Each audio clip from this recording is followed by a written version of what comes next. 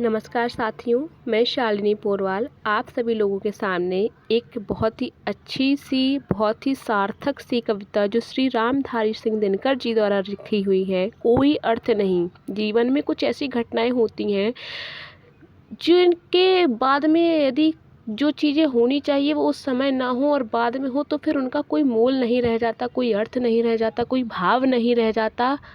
मन आहत हो जाता है, टूट जाता है, छलनी हो जाता है। फिर ऐसे किसी भी तरीके के प्रयत्नों को लाख कर लो लेकिन फिर उनका कोई अर्थ नहीं रह जाता। उन्हीं शब्दों के साथ में इस कविता को श्री रामधारी सिंह दिनकर जी द्वारा लिखा गया है। तो चलिए इसे पढ़ते हैं और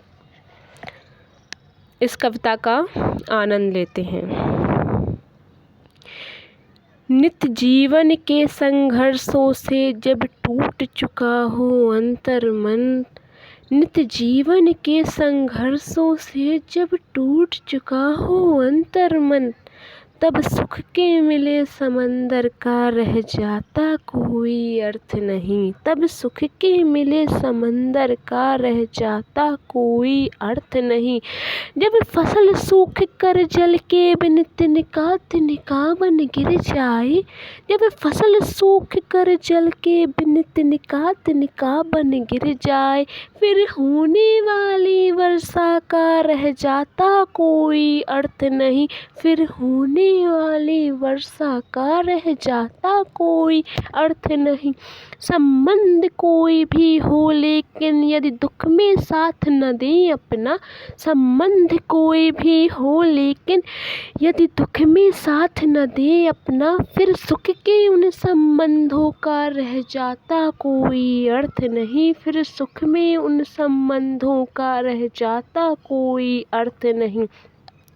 छोटी छोटी खुशियों के क्षण निकले जाते हैं रोज जहाँ, छोटी छोटी खुशियों के क्षण निकले जाते हैं रोज जहाँ, फिर सुख की नित्य प्रतीक्षा का रह जाता कोई अर्थ नहीं। फिर सुख की नित्य प्रतीक्षा का रह जाता कोई अर्थ नहीं।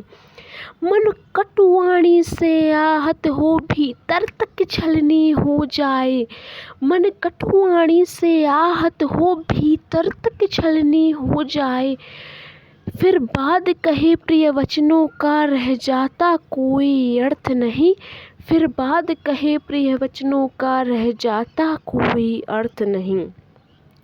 सुख साधन चाहे जितने हो पर काया रोगों का घर हो, सुख साधन चाहे जितने हो पर काया रोगों का घर हो, फिर उन अगिनत सुविधाओं का रह जाता कोई अर्थ नहीं। फिर उन अगिनत सुविधाओं का रह जाता कोई अर्थ नहीं। तो ये थी पंक्तियाँ जो इस कोई रह जाता कोई अर्थ नहीं, कोई अर्थ नहीं कविता से, जिसमें एक एक बात बिल्कुल सत्य है कि हमारे जीवन में हम इतने सारे संघर्ष करते रहते हैं। अगर एक बार हमारे संघर्षों से यदि हमारा मनोबल टूट जाता है, अंतर मन टूट जाता है, हमारी उस काम को करने की प्रति जो प्रेरणा है जो वो ख़त्म हो जाती है, फिर अगर हमें वो सुख मिलता भी है तो उसका कोई मोल नहीं रह जाता। ऐसे ही जब फसल जिसको जल की ज़रूरत है, जिस समय उसको जल की ज़रूरत है, उस फसल को उस समय जल नहीं प्राप्त हो रहा है और फिर वो बिखर गई, उस फसल के बर्बाद होने के बाद में अगर बारिश होती भी है तो फिर उस वर्षा से होने का कोई लाभ नहीं।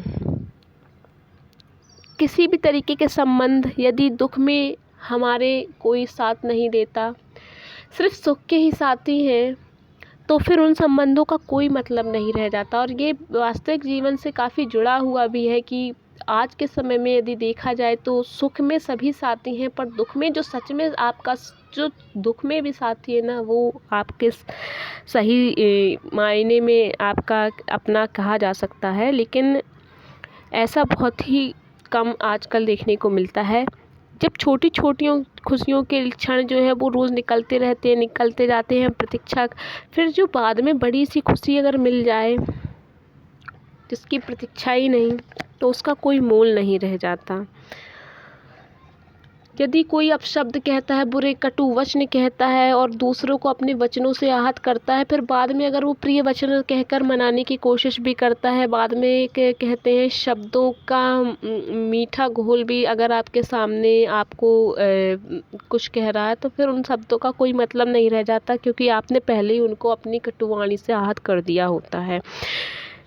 अगर हमारे पास सभी तरीके की सुख सुविधा है, लेकिन हमारे पास शारीरिक मानसिक सुख नहीं है, रोगों का घर बना के रखा हुआ है काया ने, तो फिर हमारे पास कितनी भी लाख सुविधाएं हों, हम उन सुविधाओं से कोई लाभ नहीं ले सकते और ऐसी सुविधाओं का कोई अर्थ नहीं रह जाता।